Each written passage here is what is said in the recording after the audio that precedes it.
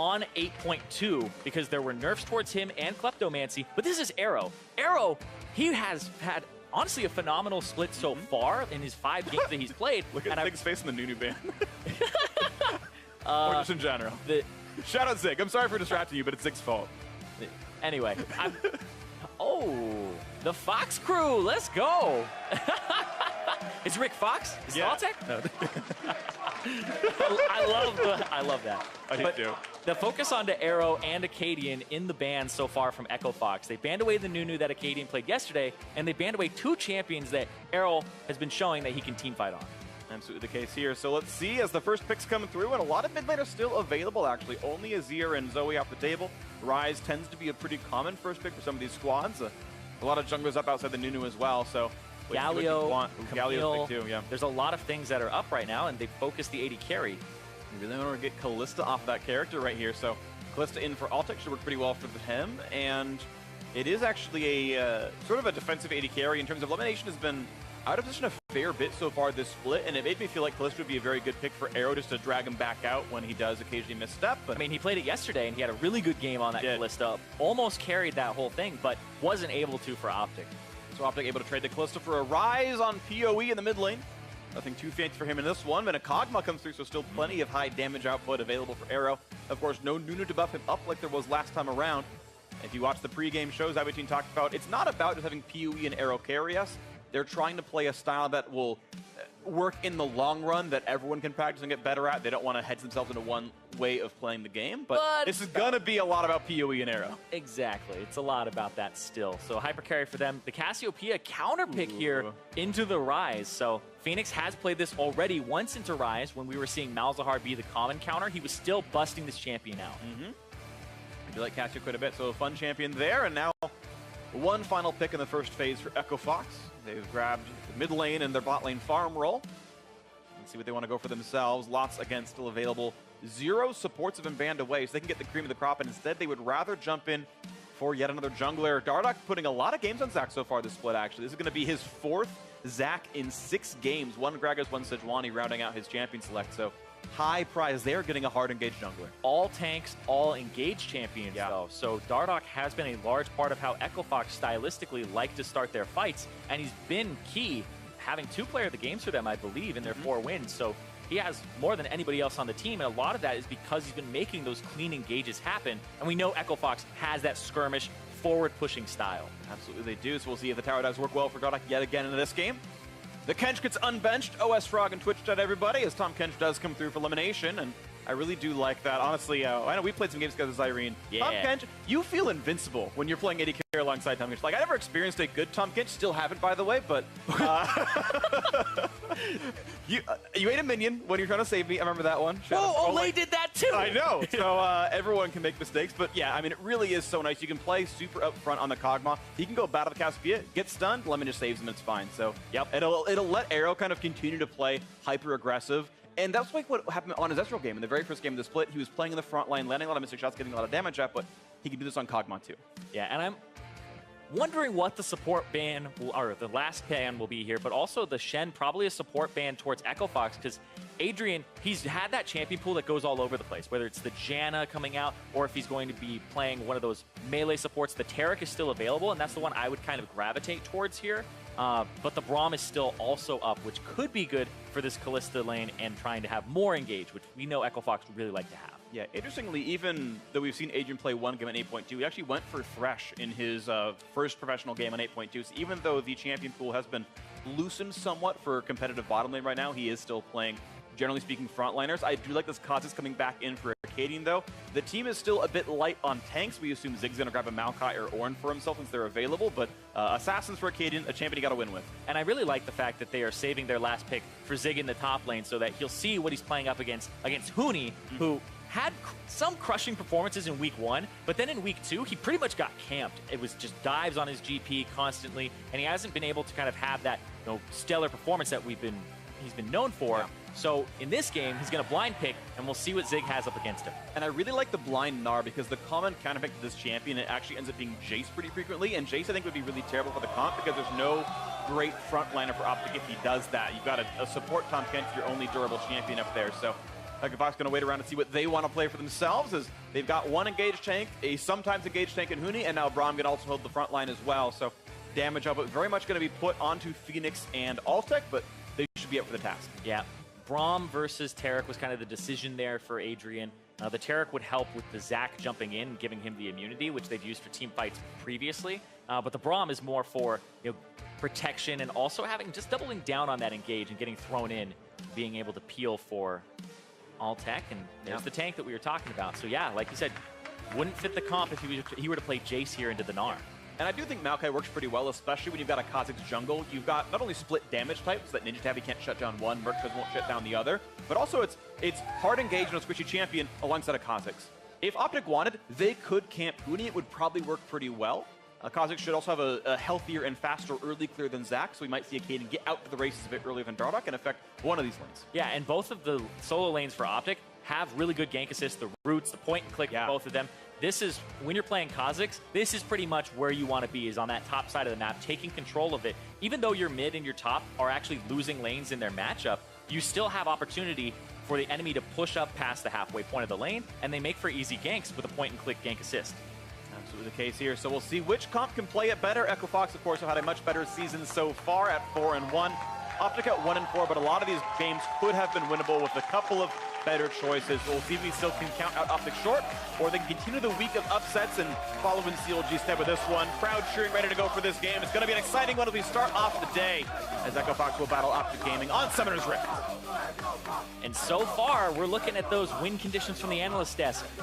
We have a tank top, and we have a carry jungler for OpTic, so Jack set him up with a win condition. I'd love to hear how this game goes and what he thought afterwards, but echoFox, there's that Gnar for Huni in the top lane. Shout out the Rick Fox chants, by the way, in the crowd. Also the giant bubble that's coming out. But we got the green side of the audience, too, for the OpTic squad. Let's see who can make it happen as we are into the game. The first game of the day to close out Week 3 of the North American LCS. echoFox 4-1, OpTic 1-4. But the comps look good for what OpTic needs. We'll see if they can start their rise to the standings today.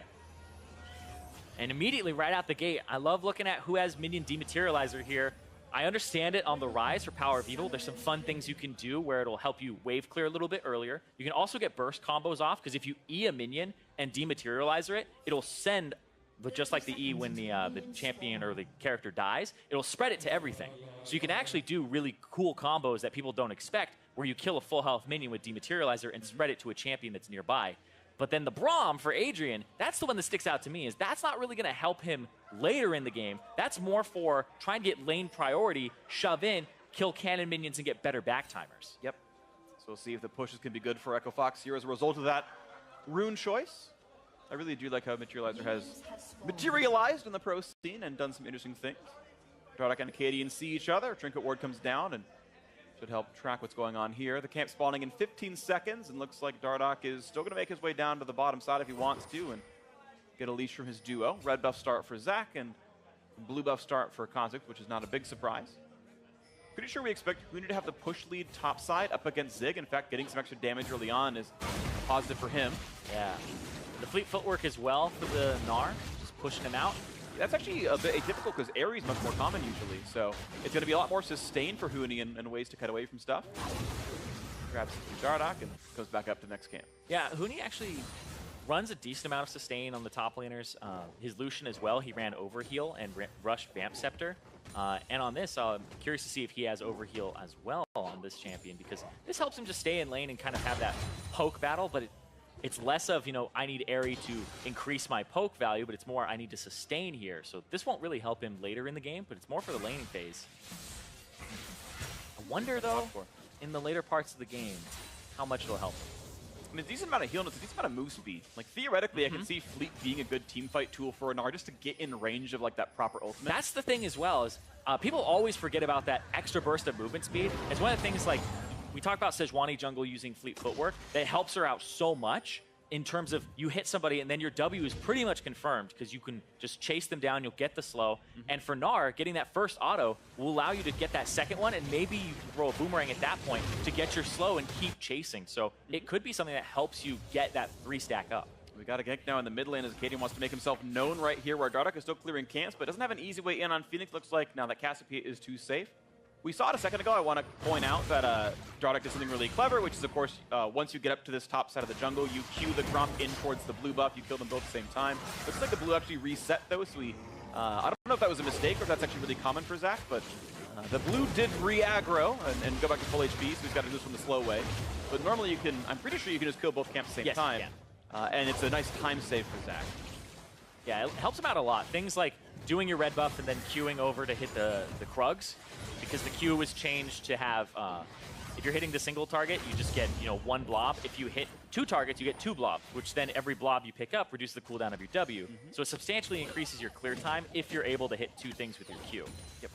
And of course, right there, we saw Huni get eyes onto Acadian down there in the jungle, killing the Krug. So top lane jungler known, and of course they can camp the fact that he killed 4 camps up until that point and know which ones he got rid of as well. And now Dardoch just had his first back. They spotted Acadian on the top side. The Tracker's Knife has come through for Dardoch, so I assume he'll clear his Krugs out. And then if his Raptor camp is up by that time, he'd go that route. But they really want to spot Acadian one more time before they start getting those deeper wards from that Tracker's Knife and placing him down. You can definitely be threatened a little bit. Rank 2 of the Elastic Slingshot gets Dardoch pretty far, and Cosmic without hard CC can't interrupt that. So should get away if he's caught unawares, but still. Don't want to lose a bunch of health for no reason. Bot lane shove is happening for Echo Fox. We've seen 2 materializers used so far by Adrian down here. As the camp goes away, level 4 on both these champions. Only 1 used for PoE, who has a bit of a freeze going here. He has some extra caster minions, so yeah. Phoenix is just going to try to equalize the wave and push, thin it out a bit. And Phoenix doing the very common thing as well on this precision secondary, going presence of mind for infinite mana so he can spam anytime between these camps. Yeah. Every time he levels up, he can spend like 300 mana, get it all back, and continue on. She's very mana hungry on the Cassiopeia. Yeah. One of the big things that kind of pushed her towards tier a whole bunch and made it so like the build was up in the air for a bit. But something that we have to remember on this patch is the E draws minion aggro now, right? If you change, champion, yeah. It was a change on 8.2, and Ryze does the same with his targeted E. So it's not the same, corrupting potion, walk up level 1, spam E on somebody. Yep. A bit of a fight down here on this side of the map, but blocked out pretty easily by Adrian, not really feeling any worse for the wear. Does look like OpTic will have overall more farm. I would probably expect that for a Kalista lane. He should be, getting above his opponent here on this one, but finally the lane actually pushes back in OpTic's favor for a few seconds. Guardian triggers, and actually a partial freeze. It'll force OpTic to remain overextended if they want to fight for this wave. But this is the cannon wave, so it's usually when you want to recon. Looks like Kog'Maw's going to go back for recurve bow plus probably a pickaxe, I'd assume. Should be about 1900 gold, maybe a bit less than that. Might just be dagger plus, because he only got 1300 gold. Oh yeah, I misjudged it. Sorry. Okay, so we're gonna do a pickaxe dagger instead of like recurve bow boots or something. Interesting back there from him. So Elimination's gonna have to hold the wave, take some damage. Shout out the audience. The Portal combat, good damage across the 2 of them. Oh, but the cannon minion, no. So yeah, OpTic did back. All right, fair enough. Yeah, so OpTic, he's going to push in the next wave. Dematerializer, of course, helps get rid of a cannon wave himself. And yeah, he's actually going to stay entirely. I guess he can wait for one more wave, but now it's going to be a weird desync where OpTic just has worse items than Arrow, which should mean OpTic can kind of dictate the pace of the duo lane now. Well, he'll have worse items than Arrow until he backs. So if he gets a back off here, he'll have better items, and then it's kind of that ebb and flow. Because Elimination is actually going back now, so it would be a 2v1 under turret. Okay, a flash out from Pew. He didn't want to get stunned up by Dardoch. Trades flows back and forth, and have to go here. 500 gold lead overall for Echo Fox as a squad. Looks like it's plus 10 for Huni in the top lane, plus 13 in the bottom lane for OpTic and Adrian. Some of that, of course, the fact that a recall already came through for Arrow, but still, moderate farm lead for now. Certainly something that's meaningful as Zig is getting pushed under turret. He's already used his first recall to get back to base. Looks like Huni has not had to do the same thing, as Huni's actually just not spent any money. He just stayed in lane the whole time. Yeah. That is a TP down in case there is a fight bot side. Huni, building up some rage. Doesn't seem that like they'll have a fight right away, but has the opportunity. Yeah, mostly concerned with the fact that TP is down, because that just signals you can make a play on the bottom side of the map. Of course, it is Tahm Kench, so it's much harder to actually have one kind of stick. Right. And I feel like Huni probably just wants to stay and bully this lane more so than TP, especially since it's an Ocean Drake. It's not a high priority Drake at all. But that teleport is something that we do have to always track, because it's something that as soon as it's down, it's actually a very distinct advantage for the other top laner. Let's see if that comes through then. Right now we go back to the duo lane fighting back and forth. Glista did get her back off, of course, and the farm got a bit more equalized. No surprises here. First TP into the mid lane. Comes in for PoE. He's got himself a little bit more magic resist to survive from these encounters. Still 3 more stacks of his dematerializer available as well. Phoenix happily stacking up his tier. Very similar items across these players. Got a pretty low event early game, which I feel like in general very slightly favors Zach, just because he actually kind of wants to hit 6, I feel like, and could be injured in the jungle. Doesn't end up having that happen to him. He's actually slightly out farming Acadian, so pretty solid by Dardoch. Yeah, Huni uses that teleport as well, just to try and get an item advantage after backing with more gold. You could just stick in the lane with the fleet footwork and be okay. Yeah. And kind of the only action that's been going on is slight jungler action, I would say, where Dardoch, with the Tracker's Knife, was able to track the topside jungle of Acadian for like the past few minutes here. And it allowed OpTic, who haven't been placing wards very deep themselves. They're mostly shallow wards. They've been warding up around mid lane. They had multiple control wards there. So they had control ward advantage around that area. But Fox were really just tracking Acadian, making sure he didn't get any ganks off. Yeah. They're definitely as aware as we are of the fact that Acadian's one game he's won was on that Kha'Zix where he was able to kind of pop off. Yeah, and he's got good laners to gank for, so we talked about that champ select. The competition is pretty solid for this one. Looking again at top lane, 15 CS lead for Huni after they've made their various recalls and teleports back, and Huni's starting to get some real chips in this turret as well. He's not really threatened by Zig, getting some auto attacks, trying to trigger hyper and whatnot, but that turret's down to about 80%. And again, Lamation just having to chomp arrow to get him out, but the Ren's still going to come through if he wants it. OpTic using not to hit the button. Zig is going to, just feels like he's going to keep losing farm slowly but surely. Minus 13 right now. The wave push is just so easy right now for Huni in this top side. Zig walks down to ward behind him. He knows his health bar is going to be a bit lower. And at the same time, Dardoch with all this pressure, including from the bot lane as they're pushing into turret, gets to go for a pretty early Drake. Sub-2-minute Ocean's pretty solid. Yeah, Huni's fine. He's going to get damage on that top turret. And this is one of those things where usually when you're on the bottom side of the map doing a dragon, your top laner will back off, but they just have such confidence and know the location of Acadian where they're just like, all right, we can just have Huni push and we can do this. So the fact that they have that knowledge really helps them out across the map. All right, now early game is going pretty solid for EchoFox. This is a team that had actually had difficulties getting through the early game for both this week and last, but this one feeling a bit better for them, and they're just not being challenged yet. Yeah, no kills, no turrets, but it's 1,000 gold lead plus a Drake without any real blood spill. Acadian's looking for a double stealth here. He'll go straight through the brush, and because he has that control board, he's not going to get spotted, but yeah, there we go. Looks like he's just going to actually go away. Too much time wasted. Phoenix playing safely enough, just not getting ganked, and just really solid play by him. Which is interesting because EchoFox usually expect to be a very aggressive team, but here it seems like they're just saying we slightly win both of these lanes. Let's just play it safe and just have these advantages pile on, right? The 20 CS advantage that they have in the top lane, the 13 that they have in the mid lane, and then even down bottom, you really don't have to do much right now if you're EchoFox, except stick to these lanes because no objectives or kills have gone down, and there's still 1,000 gold up. Yep, pretty solid for these guys. Here comes the first big play. OpTic going to come in for this one on the top side. They bring Tahm Kench around behind Huni, but they actually already recalled the Maokai. He's not part of the gank. Yeah. So they're going to 2v1 him, but Huni's got some decent ways out. Here comes Rise. Here comes Acadian as well. Jumps over the wall. Flash as well. Go for the 2-on-1 on Huni as Dardoch comes across as well, but now he's a bit alone as Huni runs away. Huni almost dead, but does stay alive as Phoenix rejoins the fight. The flash, the ult to get over the wall, and that Zac will stay safe. Dardoch gets out. In the meantime, that bot lane turret had already fallen. I do have to question the fact that Zig didn't stay for that fight to get them maybe a better chance to kill, but EchoFox hit themselves first turret of the game. You definitely have to question it because Zig backed, and he still didn't even make it to bottom turret in time to wave clear or do anything about that wave. If he's able to save that bottom turret, then maybe it's worth it, but he wasn't. So EchoFox get to kind of get everything off that fight. Stuff right here, 2,000 now makes it the gold lead. Good escapes out of EchoFox. They do burn a couple of summoners for it. 2 flashes on their side, and Elimination burns his double summoners as well.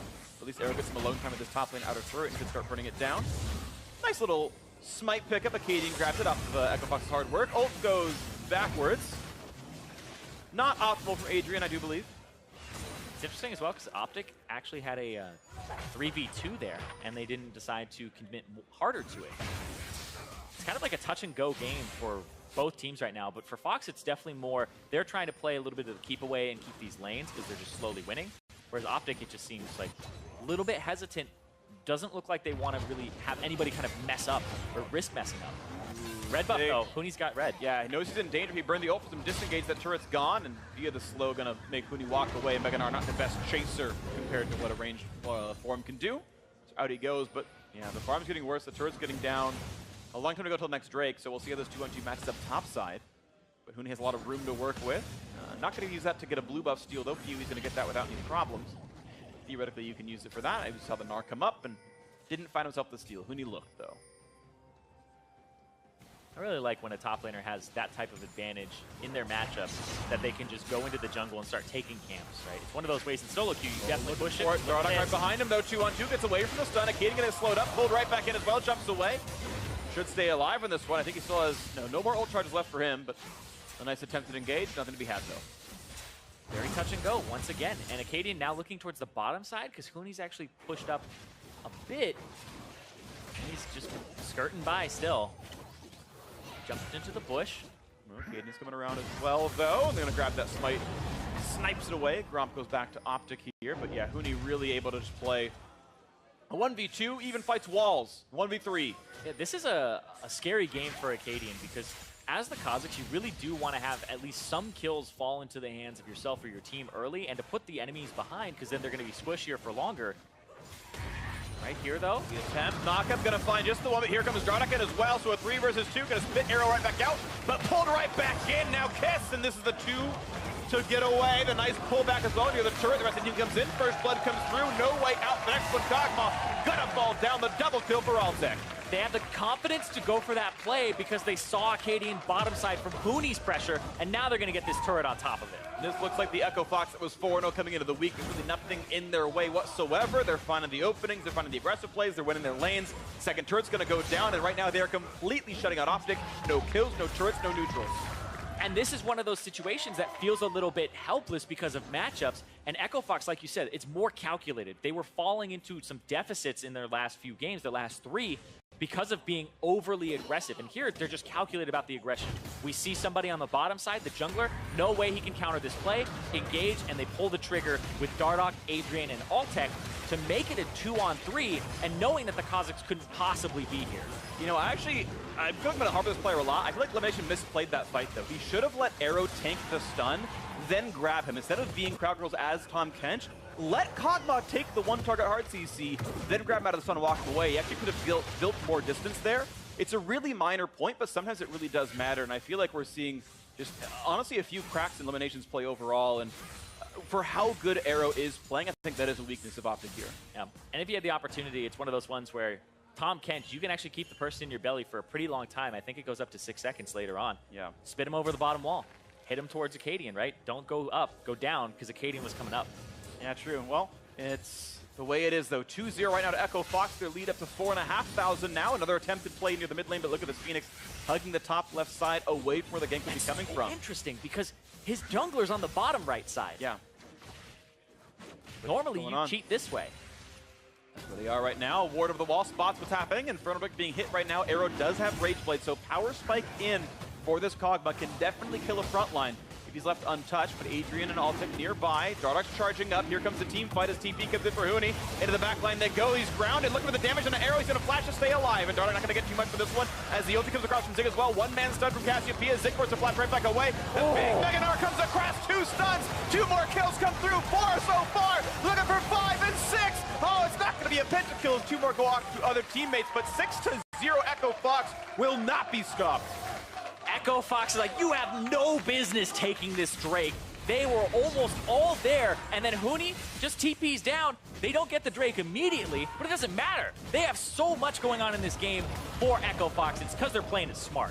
The charge comes in, another turret going to fall. All 3 outers down at 17 minutes and 6 seconds. This Infernal Drake, an easy solo for Dardoch as well. Cadian's right over the wall. He's not an award per se, so it would be a guess. They see Akaden is. They see Akaden is, but Dardoch's not is what I meant, sorry. Yeah, so they don't know when it's happening or what's going on there. Boy. Mega Gnar throws up. Hello, Akaden. Hello with promise. Well, he's not invisible. Dodge the clock tower. He's going to be fine, I think. Yep, he's going to live. And there's the Drake finally going down. Dardoch spent about 7 minutes on that one. No one helped him. typical toxic teammates. Hey, nobody had to help him there. I know. But yeah, like this engage from Dardoch, he gets the flash out of arrow, and he ends up hitting a pretty good spot of the fight as well. But then Alti still ends up getting two people a little bit further back, but this is really the Huni entrance is the big part where he gets the Gnar into the wall for 2, and then immediately they're saying go next target, and they keep pushing there. Really nicely done. I really do think the EchoFox team fighting is quite solid. Of course, we had seen the mic check from them before when they beat up TSM. That went well for them also, and it's a squad that just hasn't missed a beat since yesterday. And I've talked to Adrian about his team, and he just constantly talks about how it's so easy being on this team for him because everybody has the same mindset, right? They know when to play safe, and then they know that they all want to take fights to get back into the game or to push the tempo, right? It's a very aggressive team, but they're all aligned in it. You don't have those missed calls where one person's running back. Usually it's people are engaging at different points instead of on the same target. So getting people aligned is really the big thing for them, and you can see that they all have that same mindset in these fights. It's a really good team to watch, definitely. They were in first place for a while for a reason. Basically. Still tied. Yeah, I mean, they're still kind of in first place, to be honest, and they'll actually temporarily have sole control briefly as this game winds up. It's almost impossible to lose at this point, but of course we've seen bigger upsets happen and bigger comebacks happen. EchoFox part of one on the other side themselves. Yeah, it was like, almost never see it. We've seen a lot this split. Yeah. This year's been a bit different. Teams have been slow to close out sometimes. Here comes the frontline access. Adrian loses 300 health and forces Acadian away as Dardoch is backfilling the lane. Turret's going to go down 5-0 now in that scoreline. And the gold lead becomes an almost even 10,000. At 19 minutes, that is ludicrous. Yeah. It's definitely what you call a major lead there. So far, it's that is well beyond major lead. Yeah, 10,000. That's like, wait, what's above major? Commander? General? I'm unsure. Don't ask me. Yeah, we're going to move on. But more of the camp's going to go away. Dardoch gets to solo a red buff in opposing territory. Acadian says, hi, you're killing my red buff. Oh, that's a Cassiopeia, never mind. And he's going to go check. Yep. Still, he hasn't been able to get anything done in this game, and he hasn't been able to go towards those lanes and gank them with the gank assist. It looked like OpTic, even though they were slowly losing lanes and bleeding out, they didn't force anything. They didn't go for any flash plays because they didn't have vision of where Dardoch was most of the time. Dardoch got to track Acadian, but most of OpTic's vision was shallow to protect their own jungle. You're right, the wards weren't great. I saw them try for Phoenix a few times, but it never quite worked. Obviously, Cassio also brought Cleanse this game, so even the empowered Rise route wouldn't have mattered. And you're right, even though Acadian looked, there was never the opening, never could quite find it. Huni seemed to have pretty good ward coverage as well via his teammates. And yeah, those ganks never came through, sadly. We talked about the gank assistant champ select, but the ganks never found themselves in this game. It's one of those hard things to kind of calculate in the moment because you're looking for a better time. But then if you miss it, you eventually go, okay, that was the best time I was going to get. It wasn't a very good time to go, but it was probably the best we were going to get. But in that moment, you were thinking, well, there's probably another opportunity coming up. Yeah, it can be tough. And hindsight's often 20/20, but in this case, it's 6-0 so far for EchoFox. And OpTic are just hoping that they won't be the first perfect game in the split, but... Hey, we've had shutouts. Don't know if we had a perfect game yet, and there's a TP. Oh, okay, they're going to bring one to safety. He's going to go back in the front line. Adrian really wants to make sure his teammate stays safe. Puts in a couple of slows, puts the ulti down, and the disengage is fine. Yeah, the disengage is completely fine when that looked like it was going to be a collapse of 5 versus 3 for a brief moment. So it's really good from both OpTic and Adrian to actually make that happen. Zig did not have flash up either. It's coming up in just a few seconds here. Yeah. Well, now I'm curious how aggressive EchoFox wants to play because they just lost both of their bot lane ultimates. If they wait a minute and a half, that says, okay, we're going to play safely. Let's wait till we have all 5 R buttons, then go from there. But if they take a fight anyway, just because the gold lead, I don't think it's wrong. You're up so much, you don't necessarily need all your ultimates, but it does incur a bit more risk because you have less tools in the team fight. Right now, they're just kind of mopping up the jungle, so nothing to be talked about just yet. But again, we're only, I'm going to look at the timer, 81 seconds and 70 seconds for the Braum and Kalista ultimates respectively till they're back up. Yeah, not too long at all. I actually like here, something that changed in the 8.2 patches, you don't have to completely rush your Sightstone upgraded item, and we can see next play on the top side. All right, TP comes in for Huni, 3-on-3 at the very beginning of this one as the Rise is far away. Though Kiwi can't be part of the fight just yet. They found Lemonation for some more damage. The shield comes up. He's not going to fight this one. Another kill for OpTic, now unstoppable. And that was a pretty easy pickup there as Huni teleported in to make sure it was all safe. Yeah, flanked by a single Tahm Kench, and then the rest of the team is on your right. I'm pretty sure you just go on the Tahm Kench. He didn't deliver anybody there. That was like that brief moment of hesitation at the start. Like, does he have anybody in his belly? That's all it took was for them to say, nope, immediately turn on to him. And with him down, Even though Acadian's up, they're still going to look at this. 10k gold plus 5 to B4 as Huni holds the front line. He is Mega Gnar available, and no one's going to come around and steal that one. So Baron Asher picked up now at 2244. Out goes Arrow. Phoenix going to find some damage, but not go for any kills. And another objective goes for Echo Fox. Looking at that perfect game here. Yeah. No turrets, no Drakes given over. No Rift Herald. No objectives at all. Not even kills. They're looking for Right, one, though. They got flank. Flash. Okay, Phoenix. Well, none of his team is nearby, so he's got to really book it right now. The flash in for Zig cleanses up. He's going to flash over the wall, though. But here comes Acadian plus the root. He's going to try to live. And a perfect game. Oh, he's going to get killed and run away. 5 HP. He's healing. And he goes down. Power of Evil knocks down Phoenix. The dream is dead. And Phoenix is a feeder.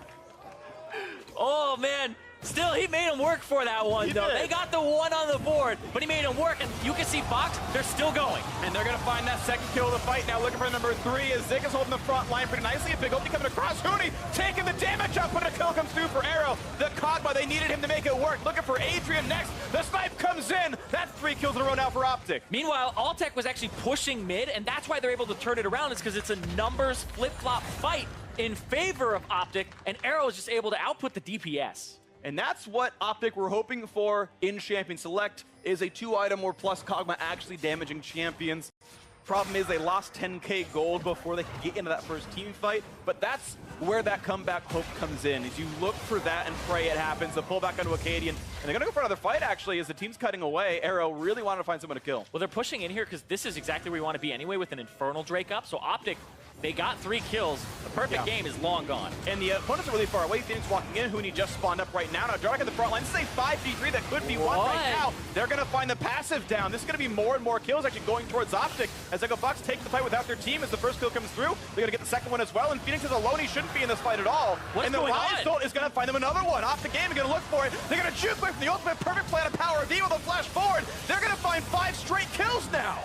Make it 6 actually. 6 straight for OpTic. What is going on? Fox are just completely staggered in their respawns, and they just come out, and it's one by one. Dardoch leaps in, and they are not on the same page anymore. Unless that page is let's all die. There was never a reason to choose that fight. Huni and Adrian were dead when the dragon was hit. They engaged a 2v5, and Dardoch thought it was a good idea. But OpTic, that puts them in a position, like you said, they're getting those item points where they're starting to get more and more here.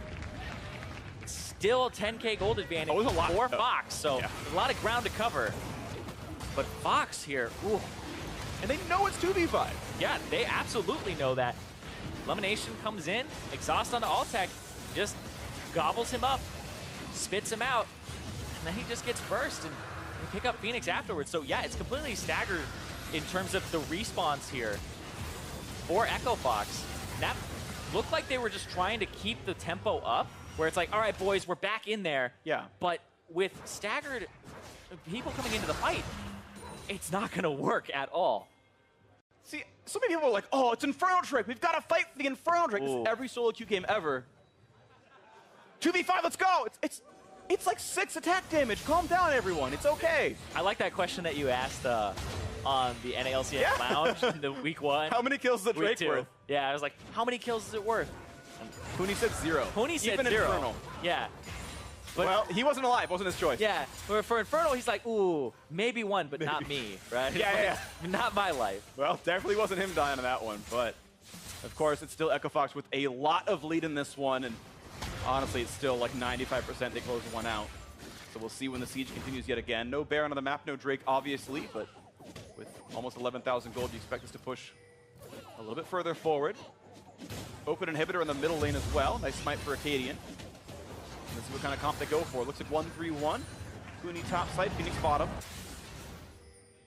Up against the Rise, who's still running that cleanse. He doesn't have the TP to join, but he does have the ultimate. Has the Zhonya's completed as well. Very safe. All right, mid lane siege. They've brought Phoenix into the mid lane. How good do they feel about pushing in for territory? Arrow's been so good so far this split. Had some pretty good team fights himself. Yeah, but if they want to start something, it's pretty much coming from Zig or I guess Elimination. You could deliver Zig to the backline with Power of Evil's ultimate and get pretty clever with it. But right now, Fox have a lot of the engage and disengage tools in the composition, and they have the upper hand in the map control. And they felt safe enough to siege mid lane, and OpTic knew enough to say, yeah, we got to get this one away, and that means Inhibitor will be down for the duration of Baron spawning, and even for most of the buff afterwards. Echo Fox are going to have that one extra point of power beyond just the gold lead to keep map objectives in their favor. Switching over to the bot lane for a little bit as well, as again, the Baron is going to be a while till it comes up, so they can actually dedicatedly siege this bot lane for about 45 seconds and then switch out. They will have TP on Huni, same for OpTic with Zig. Yeah, but Fox, it looks like, you know, no fear was struck in them by what happened earlier. Constant aggression, constant pressure still. Even if they had that one fight where everybody was a little bit offbeat with one another, they're still just back at it. No hesitation here in the pushes. Okay, so 4 in the bot lane as the mid is left alone with the dead Inhibitor. A quick slow on OpTic, but he's got more or less alone time not to throw it down. Adrian blocks a lot of the attacks right there, says no, Kog'Maw, you don't get to deal damage to our backline. And that turns down to half HP. Meanwhile, Huni actually playing very defensively in topside. He knows the threat of the Ryze ulti flank and everything else like that. PoE, yep, gonna find a little bit something there with the ward. Huni knows he has to play respectively. Acadian's actually lurching through this top jungle as well. He's still pinging it. Yeah, that's actually what a lot of Kazakhs end up doing in these split push scenarios, is they get to shadow a split pusher. And you see him actually go back. So yeah, you want to shadow the split pusher as Kazakhs. So it's one of the things where like a 1-3-1 composition or a 4-1 actually shouldn't really work that well against the Kazakhs that's hovering around the split pushers and can go between the two main groups. The wards come down. Elimination spots the Baron pit as well as the entrance to it, as that's spawning in 20 seconds. Zig and Huni most likely will sit in the bottom lane now for themselves. They have teleport. They can rejoin the fight when the Baron actually begins. The rest of the squad's going to have to be around the top and mid side so they can play around that objective. Spawns in 5 seconds, and again, it's up to Echo Fox, right? They are the team with the 11,000 gold lead. They're the one who's going to be the drivers here in this, and how they set it up is going to dictate how the game is played.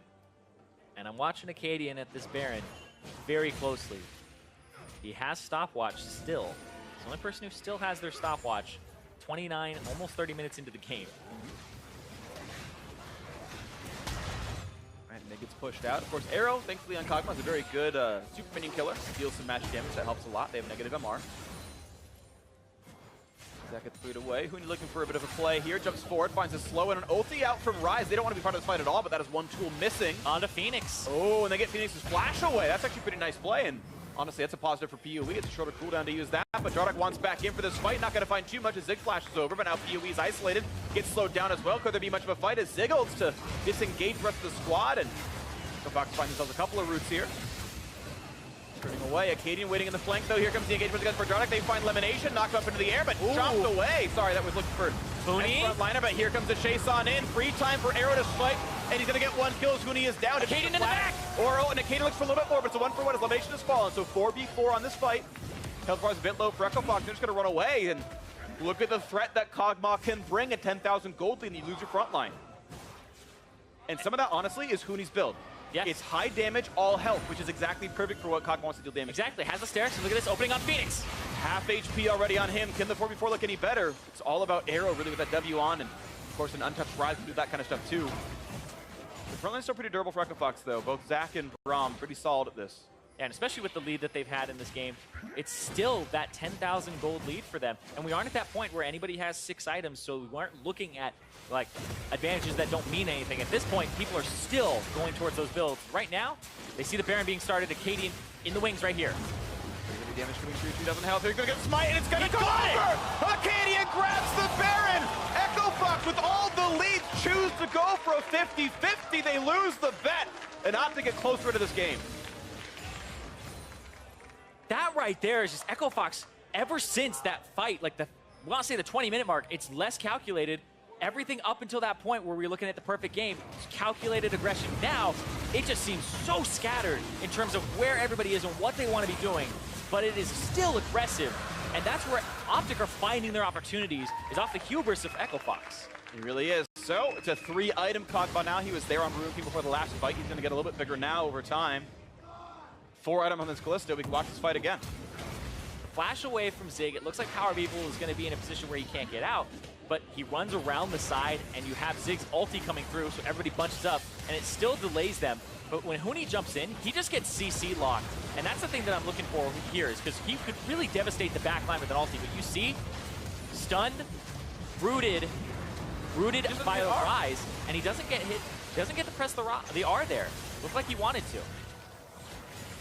And then, yeah, the re-engage comes through. Of course, Elimination fell, but support for top lane are pretty much worth it. Yeah, there's no vision here. And then they see him just barely right before. Oh! Early smite by Dardoch, the smite timed right by Acadian, really nicely done by him.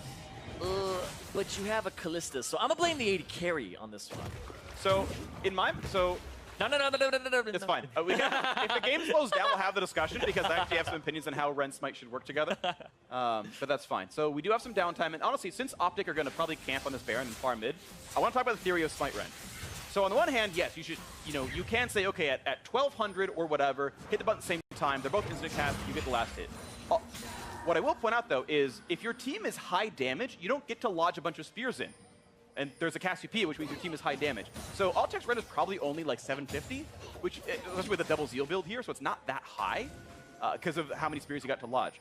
Alternatively, if you do get like 1,000 damage Rend available, smite early and just let him Rend at like 1,100, because there's no way you screw that up at that point. Instead of trying to like hit them at the same time and hope the other smite's not in between, you just go 1 and 1. And then, that's an easy way to do it. As a jungler, I disagree with you. It is your job as Callista. I'll keep the guy out of the pit. That's what I'll do. Okay, then keep him out of the pit, Dardoch. But AD carry's fault on that one. All right, you know what? It's all OpTic's fault. Let's move on. Worst lane, worst role. We're all garbage players. Let's be real about this one. 4-kill lead for Echo Fox. The gold lead still sits at 10,000. At a certain point, that 10K means less and less. We're running out of item slots pretty soon. Only one slot to go for Phoenix and Power of Evil. About as much for Arrow and Allsec the same. Phoenix has 2, actually.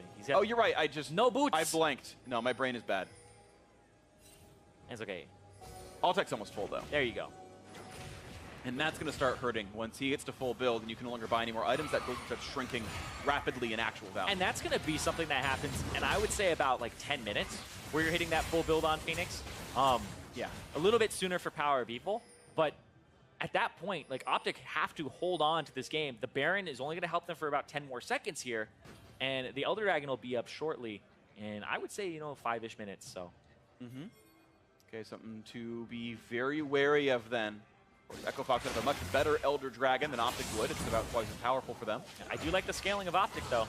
They have really good scaling. The Rise, the Kog'Maw, and the Maokai, I think, all really do wonders. Yeah, it's very hard to reach the Kog'Maw in these team fights. There is engage tools, but as long as Lemonation and Arrow are paying attention, he will never be kidnapped by that Zac. Here we go, middle, here we're going to fall once again, and this is still OpTic understanding a 10,000 gold deficit and the fact there's no turret defending. Echo's going to move on to top side, though, and once again, we try to see how good they're going to be at closing this game out. Like I said, reaching that Kog'Maw is so hard, because there's so many roots in your way, and then the Tahm Kench on top of it.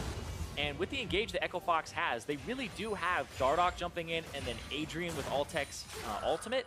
But Huni, we just saw him try to engage in that last fight, and he didn't really have the resistances or the tankiness to do it, even as Meganar yet. So getting to Arrow, you really do have to have that one swift punch land, but then Lemonation is going to eat him up, so you need a 1-2 against this team. We'll see if that second priest can come through. Adrian gets trolled by his AD carry, continuing the trend that we are the worst kind of players in the game. Scumbag STT Callista. Maybe he'll play against them at some point. Echo Fox looking like one of the stronger teams in North America. They might make some international competition. That'd be really cool for them. Man, you were jumping to some stuff in week 3. I'm like, best of ones are back. They were I'm undefeated like, coming in. I said 18-0, quote me, I was wrong. Maybe they'll go 18-0 at Worlds, who knows? That would be a trip. And he would win something, it'd be great. That's unlikely, though. So Echo Fox going to make the next moves pretty soon. Elder Dragon up in 115. The Baron not far behind it. But the DC is long enough that they could go for one, then the other. Yeah. I mean, they should control the neutral game. Yeah, especially since the fact that that inhibitor is down mid, right? You should be pushed in as OpTic. And OpTic are just looking to farm. And this is that breaking point I was talking about where, sure, you want to just back up and farm and play defensively as OpTic, but there are such huge objectives outside of your base that you're going to be forced to face check some areas, to push forward, unless you just want to give them up uncontested, which increases the likelihood that Fox win a fight, or even just a forced engage. It makes sense. We'll see then if Dardoch can once again be the breaking point here in this one, as he can find the engage and maybe get the smite to control the Elder Dragon, or OpTic can land his rend on time. I don't know. Any of the above could happen. It'd be crazy, but as the time ticks down, 30 seconds on Elder Dragon. Again, that should be where the moment really strikes. You can see Huni splitting top side. They know that the bottom is where the main fight is because they'll TP to that side of the map.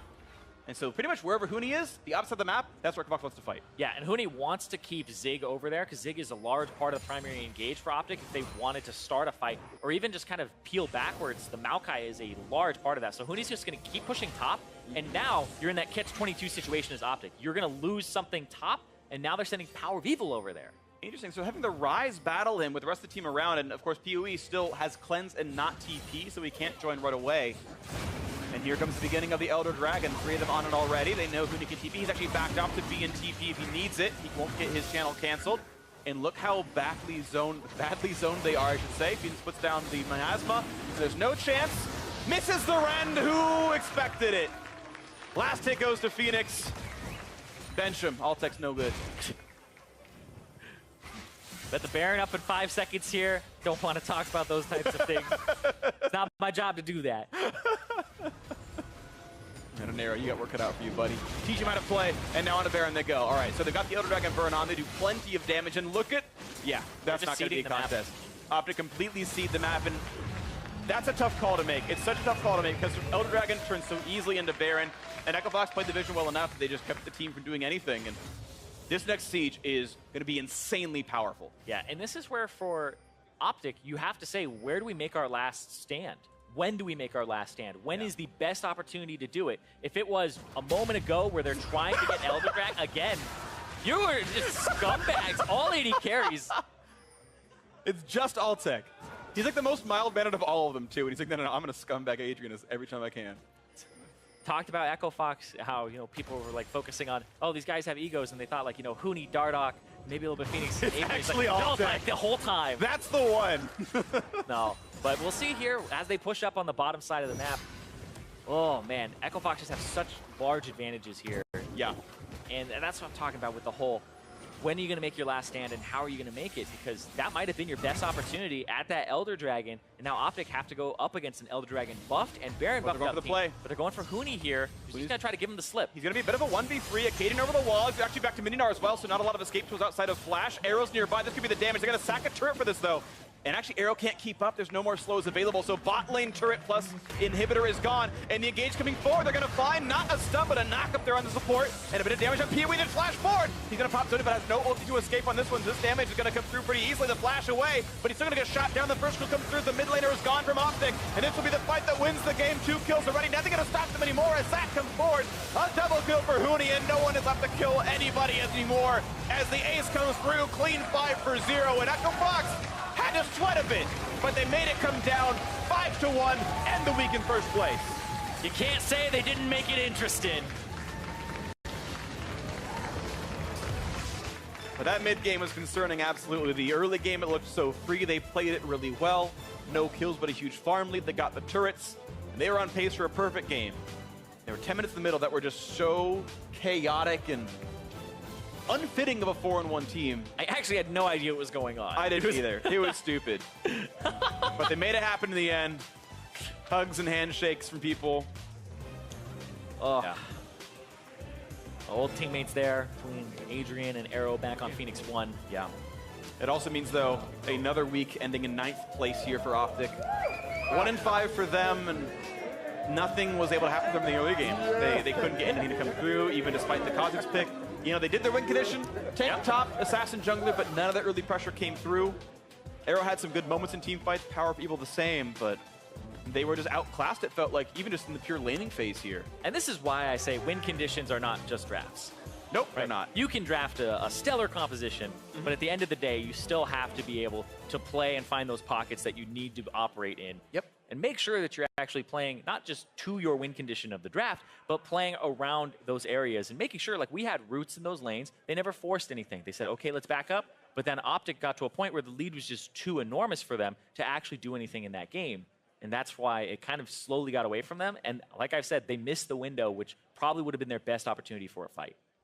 Yeah, I tend to agree. And even though they did receive a couple of openings there from Echo Fox with all the missteps in the mid game, even with the Baron still coming in, right, they chose to farm through the Baron, which I think is probably the right choice with how far behind they were, get more and more gold onto Arrow. But I think if you're going to give up Elder Dragon and Baron, I think you probably just instantly lose at that point. I think like that's too big of a power spike to ever expect to win a fight in the base. They maybe had to try for that. Either way, it is a loss for OpTic Gaming. And now we're going to send it down to iwillGHOSTyou and EchoFox's man on stage for pick and bans. Thanks, guys. I am here with Coach and Nero. I want to ask you, watching these games from backstage, what is that entire experience like? Well, games like that, pretty stressful, honestly. Like, you see you got a huge lead, and then the team suddenly is starting to lose. It's nice. I enjoy it, but the games like that suck. They're stressful. Now, everyone was waiting for it to happen. Everyone was waiting to see what would happen to EchoFox after they took their first loss, and you had that yesterday. What happened after the game, and how were you guys able to come together and pull off today's win? Yeah, everyone expects us to implode, but everyone's just like, yeah, we sucked. Like, we screwed up in the game. It's our fault we lost. So we'll just come back and we'll win tomorrow. Everyone was happy. They knew coming into the game we had like a really good shot at it. So it didn't affect us too much, as much as people would think, really. Did you guys have to regather mentality, or was it just you guys were just ready to take on the next day? No, there was no like regathering mentality. Everyone was just ready. They were just like, yeah, it happens. We'll get over it. Like, at least we learned how to lose now rather than, all right, we got the playoffs, first loss. That sucks, right? So. Now, I'm curious a little bit about EchoFox's drafting process. We heard Coach Zabutin said that he just lets his players pick what they want to do and they go from there. But what's EchoFox like? Yeah, no, we don't do that at all. We have like a pretty clear process with all of our pick ban. So me and Thinkcard, who's the assistant coach with everything, we plan out like every draft scenario possible. So you'll see us do insta-locks a lot. That just shows like we know exactly what they would do, so we're ready for it. But players have input. Obviously, we take preference into account, but yeah, no, we don't just let players lock it in like that. Now, when I've interviewed your players before on what they think makes the team so successful, they're like, yeah, we have a lot of hard work and teamwork together, friendship. From a coaching perspective, what do you think makes EchoFox so successful? From us, just all of the players are friends. We have friendship there, so that makes everything really easy, and they all just want to win. So you don't even have to try to push these like out-of-game things to get everyone on the same page. They're already there, so we can just focus on like getting to that same goal, and it's really easy that way. Well, thank you so much for your time. Back to the State Farm Analyst Desk. Thank you, iwillGHOSTyou. I'm sure Enero was clutching his chest at moments during that game. A game that probably could have ended about 15 minutes sooner. EchoFox still able to pick up the W, though, in the end to move to 5-1 and had that recovery game after the loss yesterday. Yeah, man, they had a larger goal lead at 22 minutes than they did at 37 minutes. So I could see how he was getting a little bit stressed. I would say, though, that they absolutely dominated the first 15 minutes of this game. Oh, without a doubt. And I love where Zyrene was going right off the back end of that cast, kind of going right back to the idea of the win conditions and what we had set out, where we were looking to a degree at the draft, for example, for OpTic, but Zyrene making the important distinction that you can draft the best composition in the world. The play still has to be there. The instances in which you execute and come away with advantage still have to present themselves. Exactly. And I'd identified that I think OpTic needs to do tank, top, carry, jungle. That's how they got their win. That's what they did. But with that, against a team with the strength of laning that EchoFox has, you have to get early ganks off, and this is where things started to go wrong for OpTic and right for EchoFox. Absolutely. So this is a clear ward that Phoenix has put down there. They have vision of it. They spotted the ward being placed. They should have. They should have, and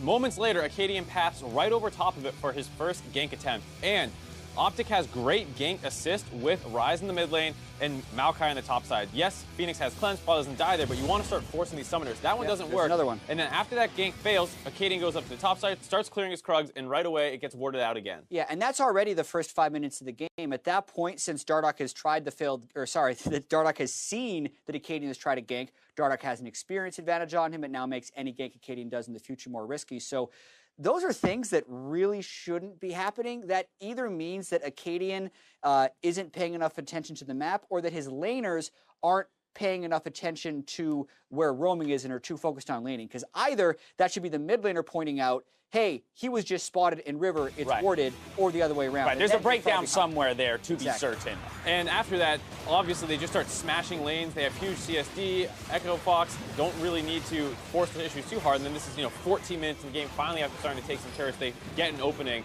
And Alltech just starts popping off in these fights, gets these first 2 kills.